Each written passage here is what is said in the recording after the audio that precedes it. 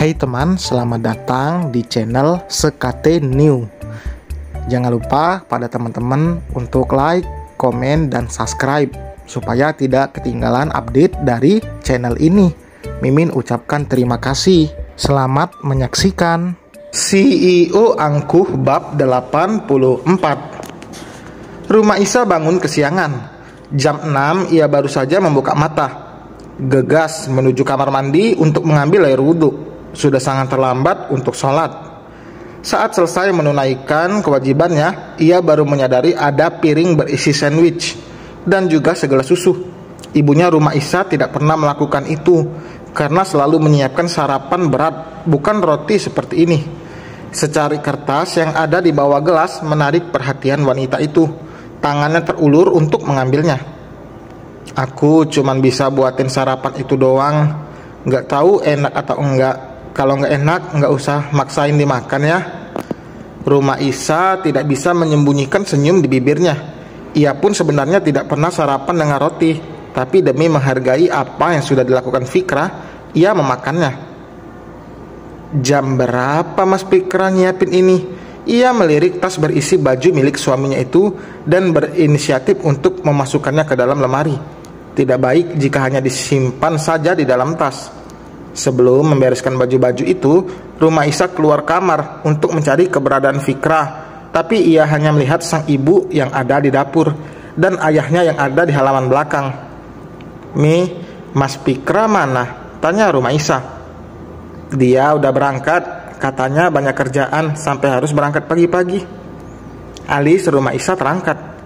"Berangkatnya jam berapa, Mi?" 10 menit yang lalu deh kalau nggak salah." Rumah Isa tahu Fikrah hanya menghindar agar tidak dilihat saja. Lelaki itu tetap berusaha untuk mengutamakan kenyamanan sang istri. "Sandwich yang dibikin Fikrah udah kamu makan?" Suara sang ibu membuat lamunan Rumah Isa buyar. "Mas Fikrah bikin sendiri?" "Iya," dia nolak. "Umi bantu. Biar belajar jadi suami siaga. Nanti kan kalian tinggal berdua." Memang benar nantinya Fikrah dan Rumah Isa akan tinggal berdua, bukan lagi di rumah orang tua Rumah Isa atau rumah orang tua Fikrah, karena lebih baik pasangan itu memiliki atau menyewa tempat tinggal sendiri. Fikrah harus belajar dari sekarang agar ia bisa bergantian melayani istrinya setelah melahirkan nanti. Sebagai suami siaga bukan berarti harus berada di samping istrinya saja, tapi harus bisa menyiapkan segala kebutuhan istri. Karena tidak mungkin jika terus mengandalkan orang tua atau mertua. "Berarti Mas Fikrah nggak sarapan dong nih?" "Sarapan sandwich bikinan dia sendiri. Tadi Umi nawarin buat bikinin nasi goreng, tapi dia nggak mau. Mungkin emang dia juga lagi buru-buru banget." "Aku bangun kesiangan, harusnya siapin sarapan," gumam Rumah Isa dengan suara lirih, namun bisa didengar oleh ibunya. "Umi kira tadi subuh kamu udah bangun loh." Rumah Isa menggelengkan kepalanya. Fikrah juga pasti memang sengaja tidak membangunkan Rumah Isa karena takut wanita itu langsung mual melihatnya. Kegiatan seperti hari ini terus berulang sampai 5 hari lamanya. Rumah Isa yang berpikir dirinya merasa lebih baik. Tidak enak jika mengabaikan Fikrah, apalagi membuat lelaki itu mengurus dirinya sendiri.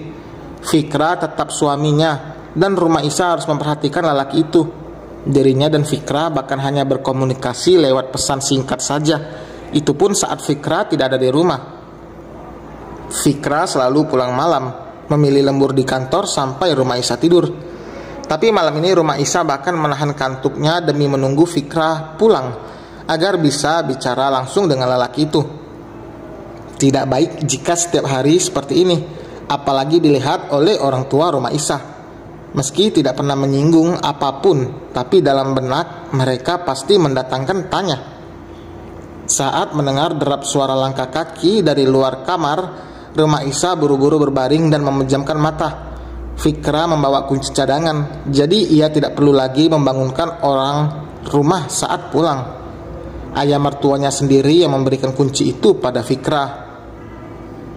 Suara pintu terbuka, sudah jelas itu Fikrah. Ia bahkan tidak berniat menyalakan lampu kamar karena takut mengganggu tidur sang istri. "Mas," Fikra terhenyak saat membuka lemari. Refleks tubuhnya berbalik dan menatap rumah Isa yang sudah mengubah posisinya menjadi duduk. Tidak ada lagi rasa mual saat berhadapan langsung dengan Fikra.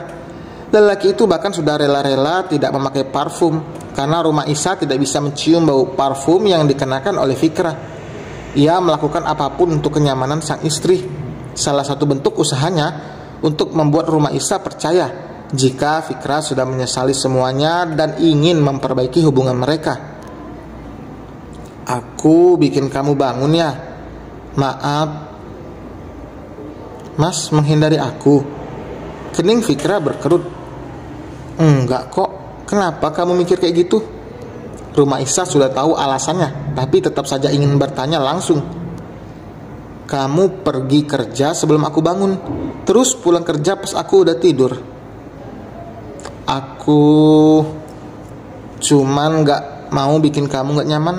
Bukannya kalau lihat aku kamu pasti mual. Emang sekarang aku lihat kamu mual?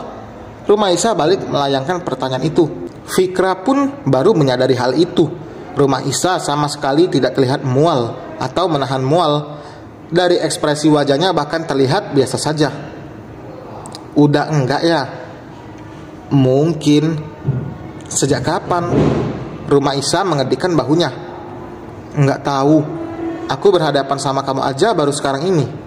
Fikra tidak bisa menyembunyikan raut bahagianya.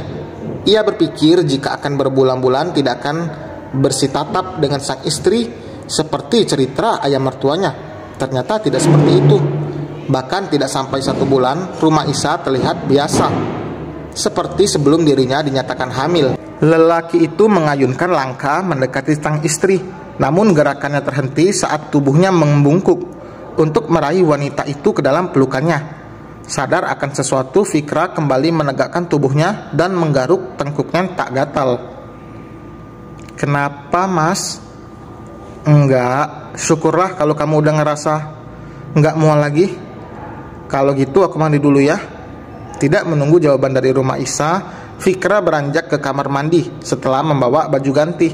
Beruntung ia memiliki alasan untuk pergi dari hadapan rumah Isa, karena saat ini ia merasakan gugup. Apalagi tidak tahu harus melakukan apa dan memulai obrolan dari mana. Rumah Isa yang melihat itu hanya terdiam, tidak mengerti dengan sikap Fikra. Dia seneng atau gimana sih, gumamnya. Ia menunggu Fikra sampai selesai mandi, tapi hampir 10 menit lebih lelaki itu belum juga keluar. Padahal suara gemercik air sudah tidak terdengar lagi. Rumah Isa yang merasa cemas karena tidak mendengar suara dari kamar mandi, kini langsung beranjak dan mengetuk pintu kamar mandi. Mas, panggilnya.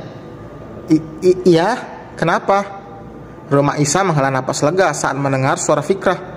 Kamu nggak kenapa-napa kan? Enggak kok, ini juga udah selesai. Rumah Isa mengangguk lalu kembali ke atas ranjang. Pintu kamar mandi terbuka. Fikra seperti menghindar bertatapan dengan rumah Isa. Berbeda dengan wanita itu yang memperhatikan gerak-gerik Fikra yang sedang mengeringkan rambutnya menggunakan handuk kecil. Rumah Isa turun dari ranjang dan melangkah ke meja rias. Mas, duduk sini. Rumah Isa menggerakkan telunjuk pada kursi di depan meja rias. Fikra masih terlihat tidak mengerti. Ayo cepetan, kaki aku pegel tahu. Akhirnya Fikra melangkah mendekat dan duduk di kursi itu, sedangkan rumah Isa mengambil pengering rambut. Mau ngapain? Fikra menghindar saat rumah Isa akan membantu lelaki itu mengeringkan rambutnya. Enggak baik tidur dengan rambut basah mas. Kalau nunggu kering kelamaan, kamu pasti udah capek pengen istirahat. Udah makan belum? Kaget sekaligus senang saat Fikra merasakan kehangatan menjalan di dalam hatinya karena perhatian rumah Isa. Loh, ditanya kok malah bengong. Udah, aku udah makan di kantor tadi. Tidurnya di kamar aja. Nggak enak sama Umi dan Abi kalau kamu tidur di luar terus. Fikra menatap rumah Isa dari pantulan cermin. Kamu udah maafin aku? Tergantung. Fikra mengernyit. Tergantung apa? Dan selesai teman, terima kasih telah mendengarkan. Jangan lupa like, komen, dan subscribe. Sampai berjumpa di bab berikutnya. Bye.